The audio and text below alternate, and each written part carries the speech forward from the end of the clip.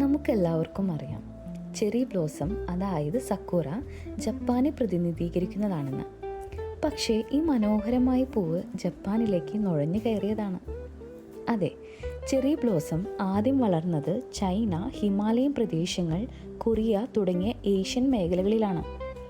ചൈനയിൽ പഴയ കാലം മുതലേ ഈ പൂക്കൾ സൗന്ദര്യത്തിൻ്റെയും സ്ത്രീ ശക്തിയുടെയും പ്രണയത്തിൻ്റെയും പ്രതീകമായി കണക്കാക്കപ്പെട്ടിരുന്നത്. ചെറി ബ്ലോസം വാസ്തവ ചരിത്രം ചൈനയിൽ നിന്ന് ആരംഭിച്ച് ജപ്പാനിലേക്കാണ് പടർന്നത്. എന്നാൽ ഇത് ജപ്പാനിൽ തന്നെയാണ് ഏറ്റവും കൂടുതൽ സാംസ്കാരികവും ആത്മീയവുമായി വളർന്ന് പുഷ്പിച്ചിരിക്കുന്നത്.